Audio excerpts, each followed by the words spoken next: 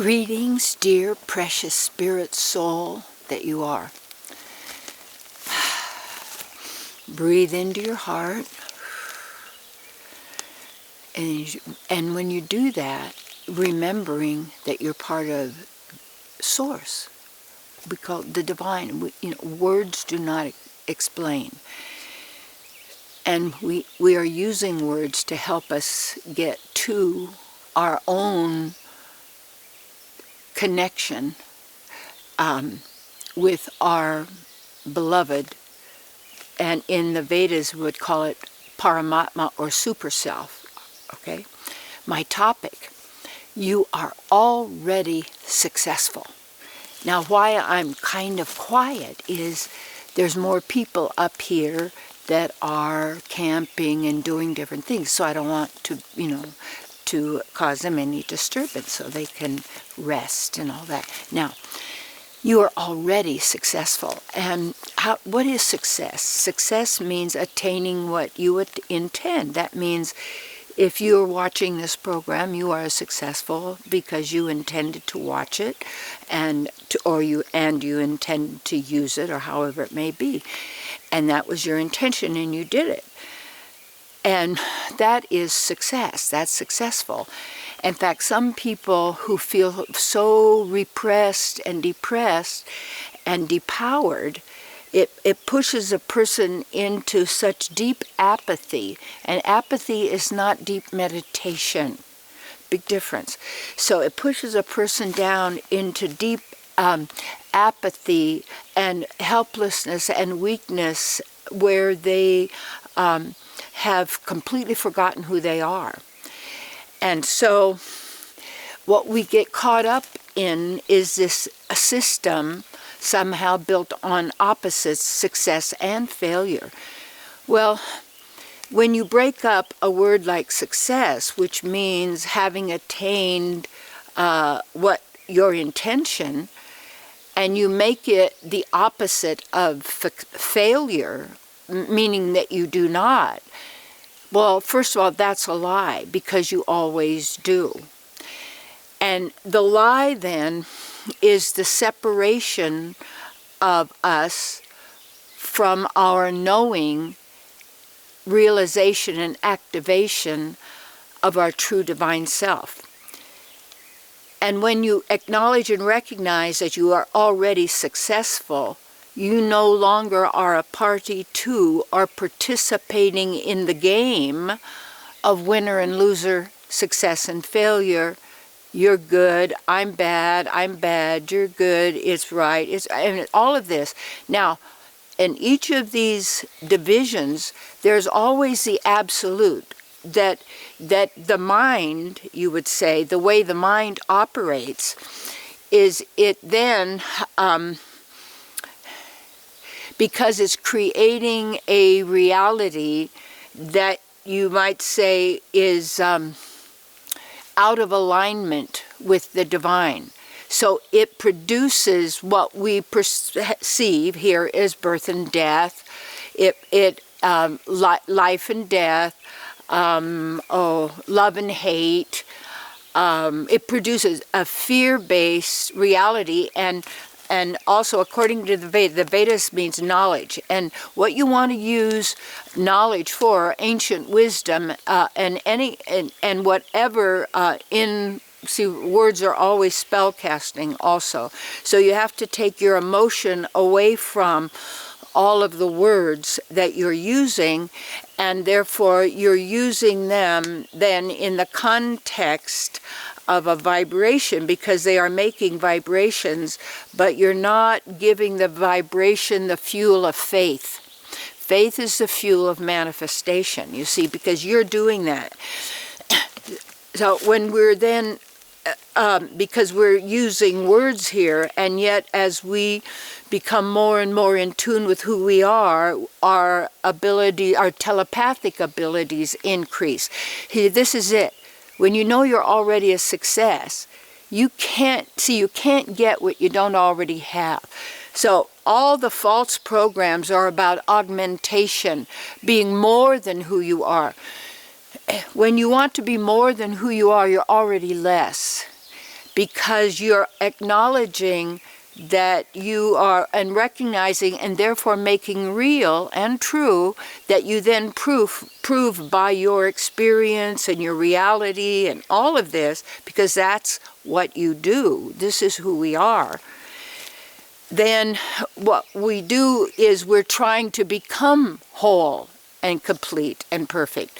So, but those whole, complete, and perfect then become dependent upon what the mind tells us, the thought form systems, what other people's minds are telling them, and therefore telling us. And so then you've got the relativity of my truth and your truth, or I'm good and you're bad, but that's not denying that in the absolute of who we are absolute goodness. And in absolute goodness, what we might say person would call evil does not exist, because evil is a perverted perception, and consciousness, a perverted consciousness, basically, and consciousness having to do with knowledge and what that knowledge causes us to do, you see. And who we are is beyond any words at all, and beyond definition, you see. So, and that's deaf Phoenicians, and the Phoenicians were very big in the developing of the languages, especially the English languages, and then it passed on to, Rome and Italy and Latin. I took Latin in school. It's the only class I cheated in, ever. But what it was, I'm only in Latin because I always wanted to look smart. So I thought that's why I even made my focus get me glasses or something, because I thought if I wore glasses I'd look smart, And I tried to be really smart, like taking advanced algebra. And I'm sitting in this class with this teacher who had his back to us all the time, scribbling these letters on the wall. And I'm going, I can't figure this thing. I mean, what is this? And so I raised my hand one day and I said, how does this have anything to do with my life? And he says, nothing. I said, oh, and I never went back. I got a D in that, but who cares? But anyway, because then only smart people know math. Really? Really? Well, nature has no math. How's that really helping me or not helping me in my true divine self, you see? So what you want to do is you're already a success, and that's where our focus needs to be on knowing and being who we really are, and knowing that we already have it all. In the book, my second book, my first book, What You Think of Me Is None of My Business, and soon is available a version of it in Spanish with Dr. Elizabeth Alanis and I, and be given free of charge to the entire Hispanic community for them. And it really comes down to where our weakness and fault is. We want to be liked because we do want people to be happy, and us too. But the problem is when you think you need to be liked and that you have to get the acknowledgement and agreement of others who have something you don't, and you're trying to always augment and enhance who you are by trying to pretend or be somebody else or take on this character and or my body or all of these kind of things, that's when the person gets dumbed down, numbed down, dejected, not knowing who they are, and because they're tormented by this mind. And I remember one of the first things too I did in my work was to learn how to just meditate without the mind going. And that was very, very powerful. There's more things now too, but here when I say back, you're already successful. And what you don't use, you lose. It means you lose. You don't get rid. You can't lose you. I don't care what anyone says or anybody does or what they think they're doing or trying to do. It's always trying to convince you, to get you to agree that you're a failure, that you're not good enough, that you can't cut the mustard, so to speak. It's all of this competition, because the dual mind, that means has to, because here's an interesting thing.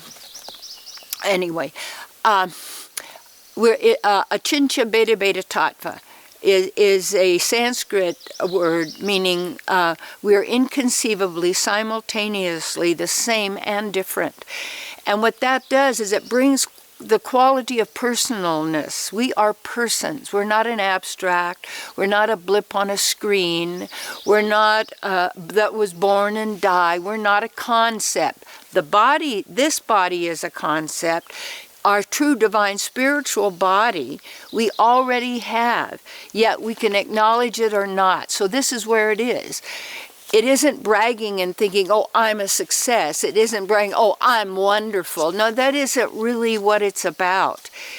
It's about really knowing who you are and the courage to activate those qualities and those abilities.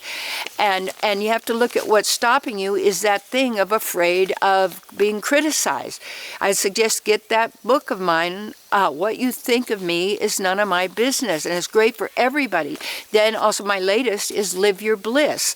And why that Live Your Bliss is so important is bliss is you without the thinking, where you're really empowering yourself in the knowing and being that you're already a success, that you have this. And why bliss is important. Bliss isn't something somebody gives you. Bliss isn't something, I'm blissful, I'm blissful, oh, look at it. No, it is a state of purity without any programs running. And in this world, it's all about programs. It's all about the program. You got to have a program for this. You got to have a We don't need programs because you already know all, in all realms, all dimensions, and that's in this very limited kind of construct that we've been, in a sense, producing, that is spewing through our very eyes from the crystal brain that receives the communication, you see. So, breathe into your heart, you see, and when you do that through your nose, you're depriving this machine mind of oxygen. And therefore it doesn't even function because it has to operate on oxygen, your power, your energy, because you are eternal and you are life itself. And you are the absolute. And as we are each part of the absolute, not saying I am the absolute. Well, if you say I am, that isn't actually you in your one small, it is the totality. So you are already successful. You don't have to get it or feel better or finally attain it. You've made it. You already have. Now activate yourself, you see.